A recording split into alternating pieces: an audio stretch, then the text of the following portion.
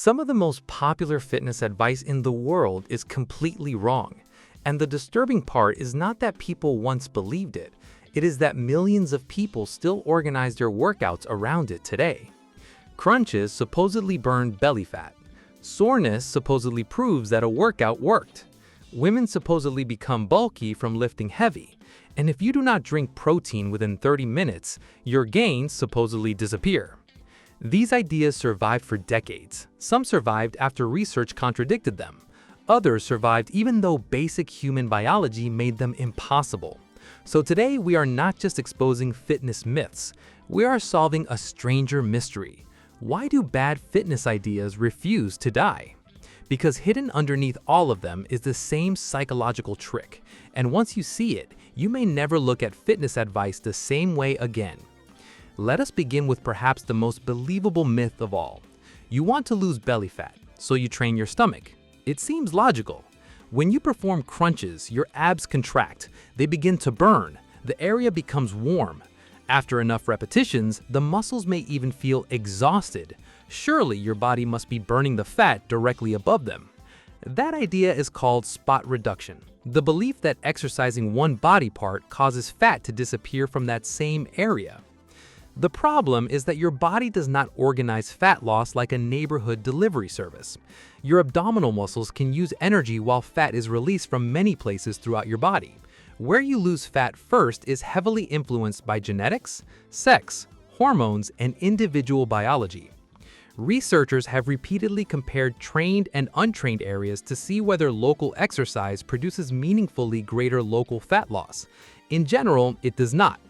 You can strengthen your stomach with crunches, you can make your abdominal muscles larger, but you cannot command the fat covering those muscles to disappear from that exact location. And this distinction between what we observe and what we assume it means is where many fitness myths begin. Consider what happens after a difficult workout. 2 days later, your legs feel stiff. Walking downstairs becomes a negotiation. Sitting on a chair suddenly requires planning. Someone tells you that's lactic acid trapped in your muscles. The explanation sounds scientific. You felt a burning sensation during the workout. Now the muscle hurts. Therefore, the substance associated with the burn must be sitting inside the muscle. For years, versions of this explanation were repeated in gyms, changing rooms, and even educational material. But there was a timing problem. Lactate rises during intense exercise, but it doesn't normally remain trapped inside your muscles for several days. Your body begins processing and redistributing it soon after exercise ends. Delayed onset muscle soreness usually becomes strongest much later, often 1 or 2 days after the workout. Researchers also found something even more damaging to the theory. Activities such as downhill running can cause severe delayed soreness even when lactate levels are not especially high. The soreness and the lactate simply do not follow the same timeline. So what causes the pain? A demanding or unfamiliar workout can create mechanical stress within the muscle and surrounding tissue. That stress is followed by inflammation, repair activity, and increased sensitivity in the area. The discomfort is part of a much more complicated response. There is no mysterious 2-day lake of lactic acid waiting for a massage therapist to drain it away.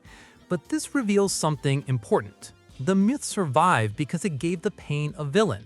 Your body is responding to unfamiliar mechanical stress is accurate but complicated. Acid is trapped in your muscles is simple, visual, and unforgettable. One explanation requires nuance. The other gives you a monster hiding inside your legs. Guess which one spreads faster? This would not matter much if fitness myths were merely harmless stories, but some of them change who feels welcome in the gym. For decades, many women were warned that lifting heavy weights would make them bulky.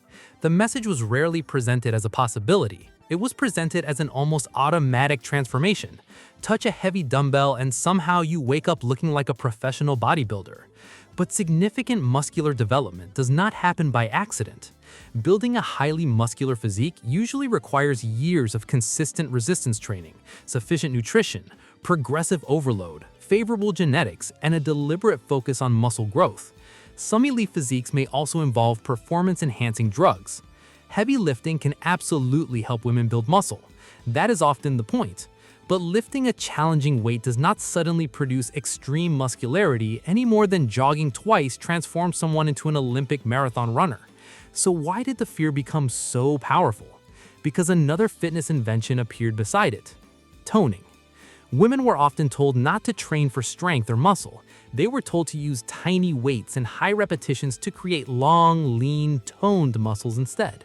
Except your body does not contain a special toned type of muscle. Muscle tissue can grow, shrink, strengthen, and become more or less visible. The appearance described as toned generally comes from having some muscular development, combined with low enough body fat for the muscle shape to be seen. Toning is not a separate physiological process. It is mostly a visual description that became a marketing category. And it worked brilliantly because it separated the same biological goal into two emotional packages. Muscle building was sold to men as power. Toning was sold to women as safety. The exercises looked different. The advertisements looked different. The dumbbells were sometimes even different colors. But the body was still responding to resistance. This is where the mystery becomes more serious. Fitness myths do not survive only because people misunderstand science. They also survive because they can be packaged around fear, identity, and insecurity. And few myths demonstrate this better than the most stressful 30 minutes in fitness. You finish your final set. Immediately, an invisible countdown supposedly begins. 30 minutes. According to the anabolic window myth, you must consume protein almost immediately after training. Miss the window and the workout becomes less effective, or, according to the most dramatic versions, nearly useless. This idea was perfect for the fitness industry. It created urgency. You didn't merely need protein, you needed protein right now. And fortunately, someone was always standing nearby ready to sell it to you. The myth wasn't built from nothing. Your muscles do become sensitive to nutrients around training, and protein intake does support muscle repair and growth. The mistake was turning a broad recovery period into a tiny trapdoor. When researchers examined the evidence more carefully, they discovered a major complication. In some studies, the group consuming protein immediately after training was not merely consuming protein at a different time.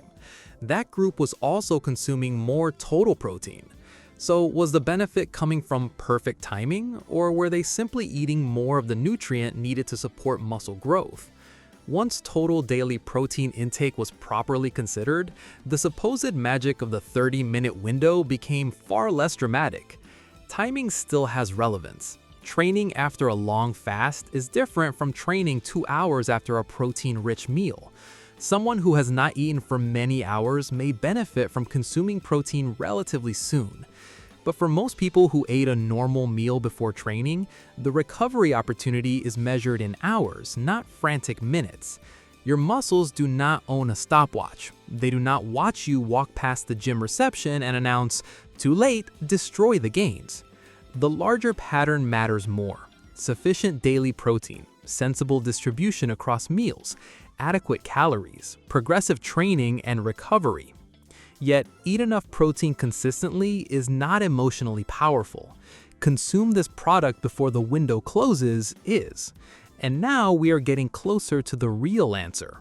These myths often replace a slow process with a dramatic moment.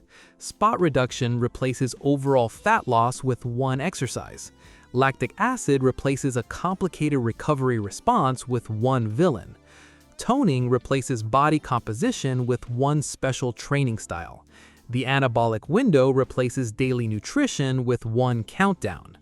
But perhaps the strangest myth is one that describes something biologically impossible. You have probably heard someone say, "He stopped training and all his muscle turned into fat." It sounds plausible because the visual transformation can be real. A muscular person stops exercising. Months or years later, they appear smaller, softer, and heavier. It looks like the muscle became fat.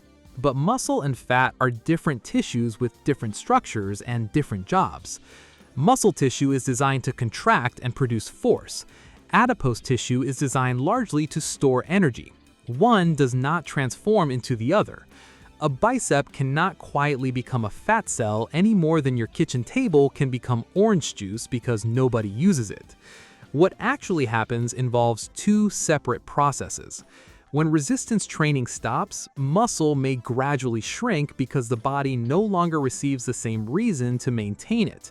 At the same time, physical activity may decline while food intake remains unchanged. The person loses muscle and gains fat. Because both changes happen in the same body at roughly the same time, the brain compresses them into one transformation. This is another clue. Human gains love single stories. We see two changes and invent one cause. We see a burning muscle and assume the nearby fat must be burning too. We see soreness after exercise and blame the chemical associated with the earlier burn. We see someone become smaller and softer, so we imagine one tissue changing into another. The myth feels true because the observation is real. Only the explanation is false. But not every fitness myth is created by confusion. Some are created when useful advice becomes dangerous through exaggeration. No pain, no gain. At first, the phrase appears motivational. Training requires effort. Difficult sets can be uncomfortable. Muscles may burn near the end of a demanding exercise. Progress often requires doing things that are harder than what your body is already comfortable doing. But the slogan does not say effort, it says pain, and those are not the same thing. A burning sensation inside a working muscle can be normal. General fatigue can be normal. Temporary discomfort during intense exercise can be normal. Sharp pain, sudden joint pain, tearing sensations, or pain that changes your movement may signal irritation or injury. Those are not trophies. Your body does not award bonus muscle because you ignored a warning. In fact, pushing through the wrong kind of pain can remove the one ingredient every successful training program requires: the ability to continue training. A workout that injures you badly enough to stop you for 6 weeks is not automatically more productive than a workout that challenged you safely.